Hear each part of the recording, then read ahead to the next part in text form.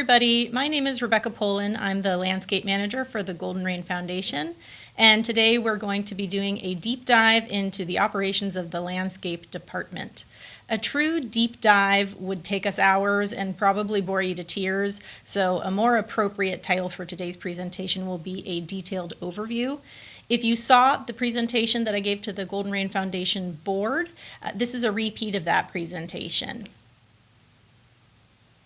So the landscape department manages the operations of about $9.5 million per year. We have 27 people in our in-house department, and there are about 100 landscapers that are in the field at any given moment through the contractors. We manage all of the Golden Rain Foundation property, which includes the clubhouses, the parks, the medians, and all the open spaces. And we also manage all the mutuals with the exception of the Waterford. We do not, however, manage the golf course. The most basic service we provide is landscape maintenance, and this could be a presentation all on its own, so I'll glaze over it a little bit. But suffice it to say that unfortunately the landscape does not look as beautiful as it does here in Rossmoor all by itself. While we do live in a beautiful setting, there's a lot of landscape inputs that need to go in to keep an ornamental landscape in the condition that it is here in Rossmoor. We also do a lot of tree maintenance. We do basic tree pruning for structure and for building clearance and for safety, and we also do lots and lots of tree removals. So most of the trees here in Rossmoor are reaching their maturity at about 50 years old. The one that you see on the camera now was a very large mature tree that had found its way into some infrastructure, and so it had to be removed. And then the tree that you see on the right is a Monterey pine, which we are in the process of phasing out of Rossmoor for a couple of reasons. For one thing, they've reached the end of their lifespan and have become really weak, especially due to drought, and haven't been able to fight off pine bark beetle, which has been killing them in droves. But what you'll notice about this video in particular, if you look at the center of the screen, you'll see a lot of movement there, and that is a hawk's nest. So when we first scheduled to remove this tree, that nest was active, and we had to wait for about 6 months until they left, and then we were able to remove the tree. Of course, we do a lot of fire abatement. So this includes a lot of work primarily in May and June. That's when we do the annual fire breaks. And we do first the fire breaks within 30 feet of buildings, and we also take that all the way out to 100 feet just to be extra safe. So what that includes is weed eating the grasses down to 3 inches, and we also limb up trees to 10 feet to reduce what's called fire ladder, which is when a ground fire passes to a tree canopy through shrubbery where a fire can become much more serious. This is expensive work, and so there are grants that are available, and we've been able to attain more than $100,000 worth of these grants over the last 18 months, and will continue to do so in the future, especially as we are taking out a lot of the more fuel-heavy shrubs, including juniper, within 30 feet of buildings. Our irrigation work here is constant. We, again, are working with a system which some components are quite old, so we are constantly going around and replacing those and updating to new technology. About 15 years ago, Rich Perona and Paul Donner had replaced the old controllers with new satellite-based smart controllers, which respond to the weather and communicate with the satellite daily to collect information like humidity, sun exposure, dryness of the air, what kind of soil materials we have, and then makes a series of calculations to determine how much water gets inputted in the landscape. It gets that information from our very own weather station, which you'll see on the right-hand screen. That tower is right at the corner of MOD. So next time you come up to the MOD office, you'll see that weather station there, and it communicates with WeatherBug, which specifically has us listed as one of their sites. We also do a lot of pest control. There is the more routine stuff like gophers, moles, and voles, in addition to rats and mice. And then, of course, there are snakes, which are an important component of our pest control, actually, because they keep that population in check. When something like you see on the screen, like a rattlesnake, though, gets near a residence, we need to remove them because a bite can be deadly from a rattlesnake. And then, of course, we have our new friends, the pigs. This is actual video taken up from Mutual 61, where a horde of pigs had come down and destroyed pretty much every lawn in the Mutual. Pigs multiply like anything else, so these are probably going to be a problem going into the future, and trying to get them under control required a process working with the Department of Fish and Wildlife, getting certain permits, and getting a trapper on board to trap the pigs. They are extremely smart animals, so it's not as simple as going out and catching one and being done with it. If one of these pigs sees one of their friends get caught in the trap, then they will learn to stay away from that trap and they won't return. So you have to wait until the whole group goes into the trap in order to actually capture them, and that often takes months of building trust for the pigs to go into the trap. And then we do a lot of landscape rehabilitation projects. This is constant and ongoing and takes up probably the majority of staff management time. There's routine stuff like plant replacements and mulching, and then there are larger improvements like rethinking the way that an entire mutual or entry is landscaped, looking at what's working, what is aging out, what is taking too much water and too much maintenance, and rethinking those and making sure that going into the future we have a landscape that we can sustain. This is a quick glimpse of the landscape department. You'll see me at the top there. My colleague Steve Ormond is the landscape supervisor for some of the mutuals, and he has a crew that he manages. I also manage 2 of my own crews. And then we have Eddie Ibarra, who's our field supervisor, who does a little bit of everything. Lisa Lankford, who's our landscape coordinator. She keeps all the wheels greased in the landscape department. Mary Ann, that does special projects and also works with a lot of trash. And then we have our foreman, our irrigation foreman, Adon Marino, who manages 6 irrigation technicians, John McPartlin, our pest control specialist, and Pedro Correa, who's the foreman for the GRF crew. We also have some contractors that we have built relationships with over a long period of time so that they understand what it is that we need in Rossmoor, what our price points look like, what the residents need, and how they operate here to make sure that they're not causing more problems than they're solving. This is the division of labor between Steve and I. I manage the trust properties, Mutual 1, 2, 4, 8, 22, 28, 29, 30, 48, 56, 59, 61, 65, and 68. Steve manages the Mutual 3 projects, in addition to the mutuals that were all at one point part of Mutual 3. That's Mutual 5, 39, 40, 55, and 70. Each of these mutuals or projects has a landscape representative, and they are the point person for landscape issues in their zone. They serve as the liaison to residents to help guide them to the right channels to get work done. They are also sometimes the liaison to the board, and perhaps most importantly, they are the liaison to the landscape department. So we work directly with the landscape representatives to make sure that we can prioritize their work properly and complete things that they need to get done within budget. There are a lot of challenges with landscaping that are unique to landscaping. The first one is budget. This picture really says it better than I could describe it. People often want, a very gleaming view of the landscape, but don't have the budget available to do so. And then particularly with landscaping is different from other industries in that it is a living, growing thing with its own agenda. So you can't just build a home, paint it, and walk away. The landscape, you plant it, it grows, it lives, and it dies, and sometimes it does that on a schedule that is not convenient for you. A tree is going to, the tree doesn't care how much you have available in your budget. It's going to do what it's going to do, and we are here to manage it. And we try to foresee events like the one that you see in this photo. We try to sort of predict when a tree is going to fall and get rid of it before that becomes a possibility, but that is not always possible. The other element about landscaping is it is not instant gratification. You plant, this is an interesting picture because you can see on the right some brand new trees that have been planted, they've been in the ground for years already actually, and then on the left you can see mature trees. So you have to plan for the future with the landscape, and you really won't get instant gratification. And perhaps for that reason, that's why people are partially so emotionally attached to the landscape. When you watch something grow over a long period of time and then it dies and you need to adapt to that, it can be really difficult.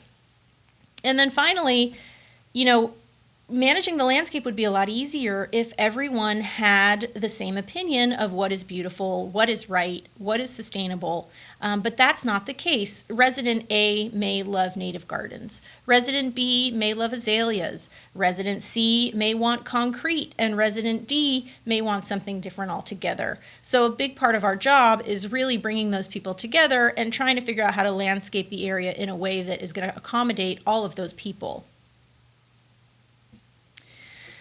So we've done a lot of work in the last few years to try and plan out our course going forward. The first and most important accomplishment that I want to talk about is the development of the 5-year plan.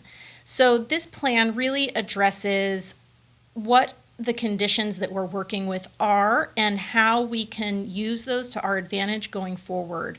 So this plan addresses the fire resistance and safety of the mutuals in an environment that seems to be supporting more and more catastrophic wildfires. We want to be as efficient with our water use as possible as prices continue to go up and the supply becomes less and less reliable. And we also want to make sure that we're doing all that in a way that keeps residents happy with both the appearance and the usability of their landscape. And we will, at the end of this presentation, go through this 5-year plan just a little bit. We put a lot of content in the last year onto the web page. People had asked for plant lists, which we assigned photos to and put on the website for everybody to see. And again, we will go through that so that you can see where to find that for yourself. This year we did an acorn planting project, which was pretty exciting. John Walkinshaw, who's a member of the Trails Club, suggested that we collect some of the acorns this year as it was a mast year, which is when the local oaks produce an abundance of acorns. So members and volunteers of the Trails Club collected a lot of the acorns, and then with the help of Adrian Roth, we coordinated a lot of people also from the Trails Club and from the Tree Planting and Preservation Committee to go ahead and plant those acorns, and we were really pleased to see that actually lots of them have already germinated. Like everything else this year, this project was interrupted by COVID and we had to adapt. So instead of planting together, we had to create a instruction sheet and material stations where volunteers could come and help themselves and take themselves out to plant on their own. But we do hope that in the future we'll be able to get together and have watering parties for the trees and celebrate the ones that have actually germinated and survived. This year, we finally completed the electric blower conversion. People had been asking us for years because of the noise and the fumes that the gas-powered blowers emit. Unfortunately, the electric blowers are not as strong as the gas-powered blowers, and there's a whole array of challenges that these present. So we were waiting until the technology was advanced enough that we could confidently make the conversion, and that has finally happened. We are still dealing with quite a few challenges, and we may still use gas-powered blowers when the leaves are wet and too heavy for the electric blowers to be usable for. But for the most part, our conversion is complete, and we're very proud of that. This year, we also secured a CFIP grant. That stands for California Forest Improvement Program. So what that is a program that's funded by CAL FIRE for fuel reduction and long-term management of our woodlands here in California. So we're pretty proud of this grant. It's going to help us pay first for the plan, and then that will make us eligible for much larger grants going forward to actually perform the work, which can become extremely costly. And then some of my personal favorites are we put some new signage up in the botanical gardens. There's a new sign here in the lavender garden that you can see. There's also new signage up in the iris garden, and all the plants are labeled so you can take notes of your favorite flowers. And we also created a series of walking paths during the COVID crisis for walking around in the GRF areas. In 2021 and 2022, our plans are to continue with phase 1 of the 5-year plan and begin phase 2. Phase 1 was really a massive fuel reduction program, and we are still in the process of doing that. And phase 2 will be the development of new parks in each of the mutuals. And those parks will also double as lawn replacement programs, so they will save the mutual money going forward, but we hope to add value to the mutual landscape. We're going to finalize the landscape policy. Each mutual has its own landscape policy, and they pretty much all say the same thing.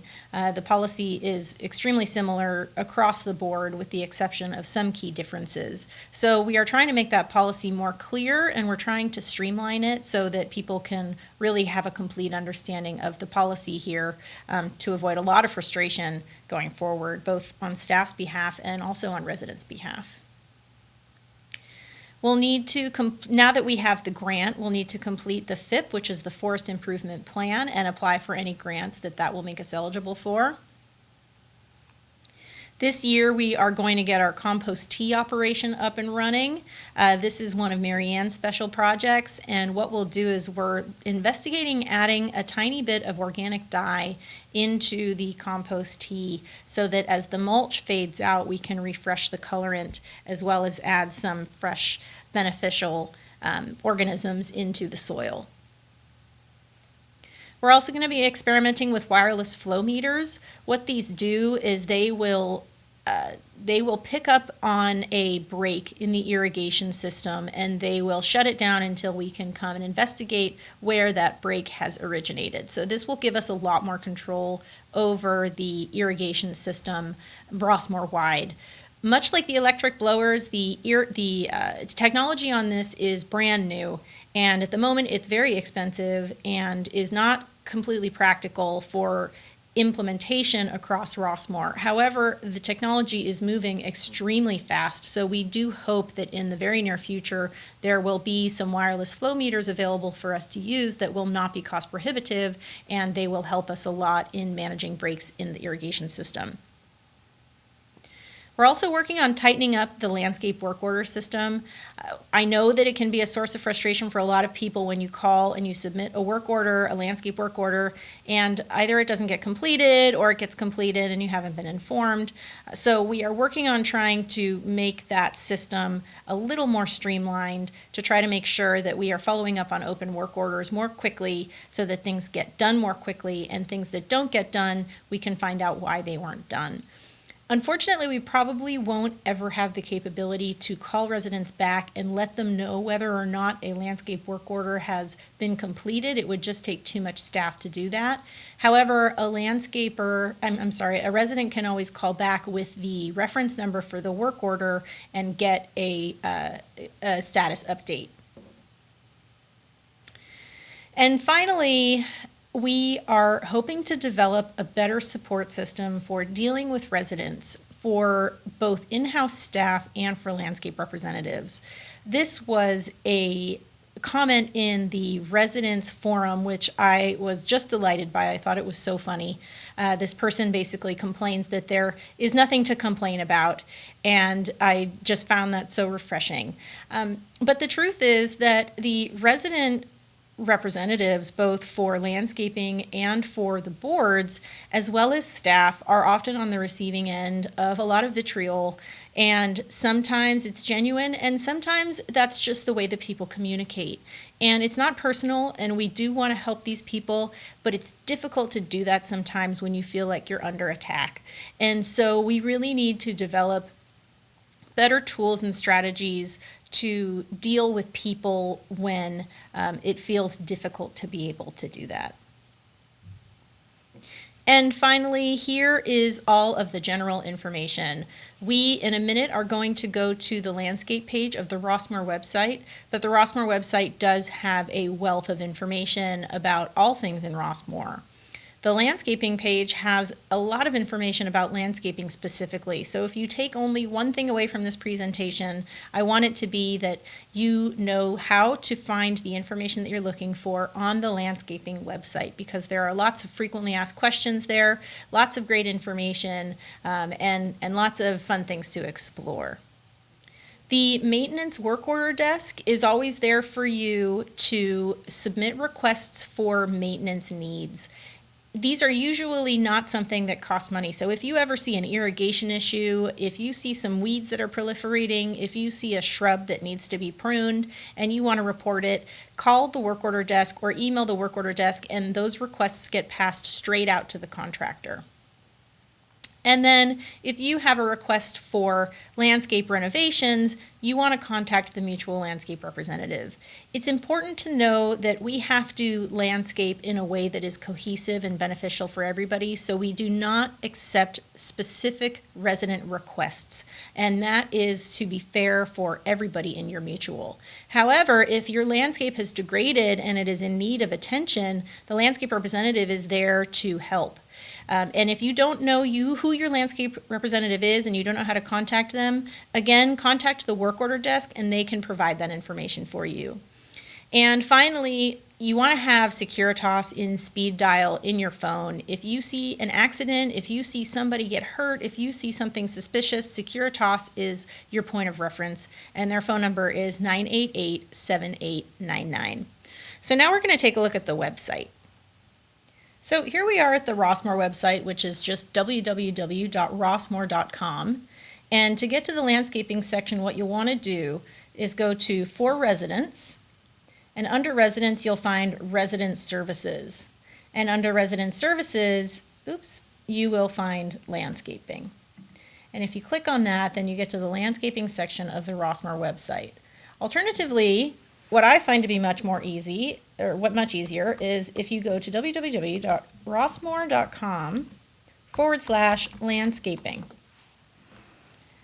And that will take you directly to the website instead of clicking through all those other options.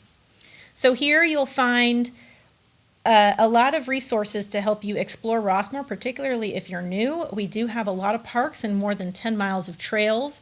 And if you follow this link, you will find a map of those viewpoints and parks. You'll also find some information about the parks in addition to walking path trails and a little bit more information through them, which can be fun to explore. Some information about the Botanic Gardens and the trails map, which you can find here.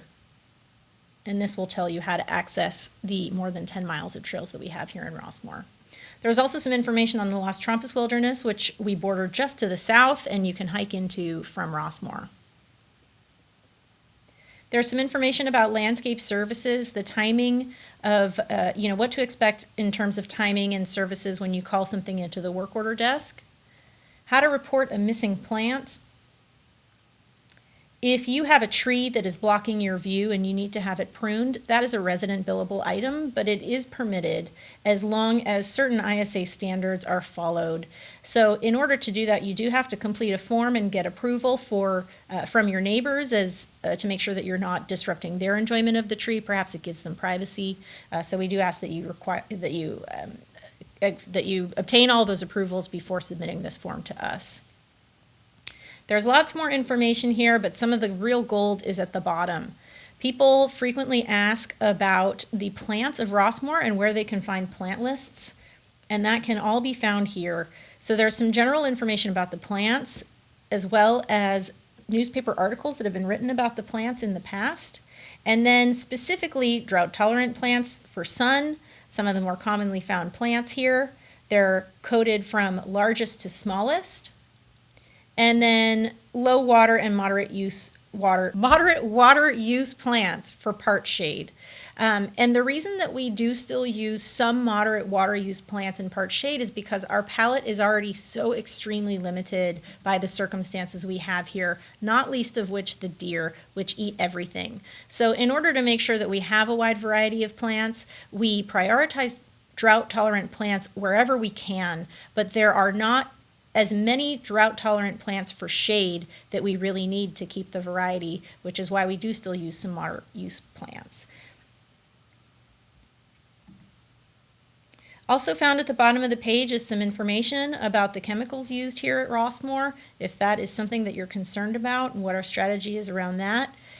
Some information about the different types of wildlife we have here, why we don't want to feed birds, and some information about specifically the different types of wildlife. And then finally, the 5-year plan is available here on the website for you to peruse. And as I mentioned, this really addresses all of the different circumstances that we are dealing with now and lays out a path for us to move forward in a way that preserves our landscape but makes sure that we are using resources in an efficient way and also that we are keeping the community safe. That's all for today. Thank you again for being here. Hopefully that gave you an idea of what the landscape department operations look like. And remember, if you ever see an irrigation issue or a landscape maintenance issue, please report it directly to the work order desk. Their phone number is 988-7650, and their email is workorder@rossmoor.com. If you have issues that are bigger than that, you'll want to talk to your mutual landscape representative. And if you don't have their information, they can also be reached through the work order desk. My name again is Rebecca Pollon, and thank you very much.